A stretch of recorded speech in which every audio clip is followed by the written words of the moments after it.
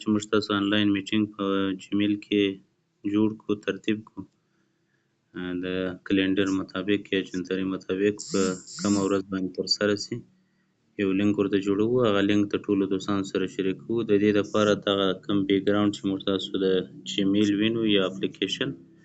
په دې کې دغه د ویډیو کومه علامه چې ده پر دې باندې کلیک کوو کله مو چې کلیک وکړ موږ تاسو ته یو بله صفحه یا پیج خلاصیږي دغه پیج کې موږ تاسو وینو چې یو جوین میټینګ دی هماغه دغه که غواړئ چې یو بل میټینګ ته ور داخل سي تیار یې ستاسو سره لینک شیر سوی وي او که غواړئ چې نوی میټینګ روم جوړ کړئ نو بیا نیو میټینګ ته راځو نیو میټینګ کې دلته درې آپشنه دي یو سمدستي دا مابین چې دی سمدستي چې میټینګ جوړېدل وغواړئ یو چې دی هغه صرف لینک یې اوس غواړئ چې ترلاسه کړئ شیر یې کړئ یو چې دی کلندر دی سکیجول کوو یې په کلندر کې بیا سکیجول کلندر ته دا دی موږ راځو سکیجول کلندر ته راسئ داسې یو صفحه درته خلاصیږي که هره ورځ یې دا اوکې کوو او که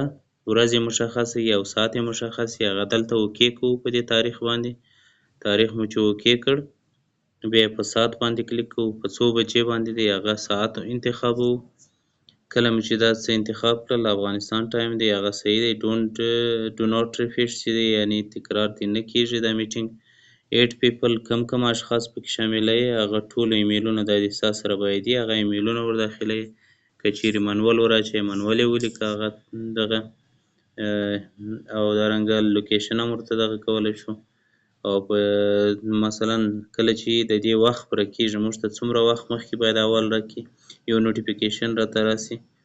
10 منټه هاخواته کېدای سي 15 منټه یې ولیکئ 2 منټه یې ولیکئ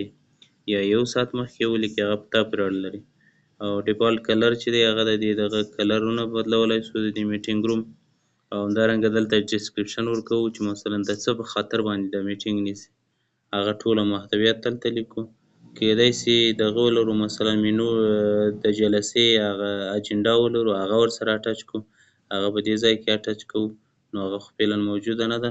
وروسته سیو ورته وایي چې کله مو سیو ورته وویله زموږ ستاسو میټینګ چې دی عیارېږي او هغه کسان چې په ایمیلونو کې مو نیولي وو اډ کړي وو هغوی ته خپله مستقیمه ناسته موضوع او ټول وخت او هر څه ورځي په دې شکل سره موږ تاسو کولی شو جوړ کړو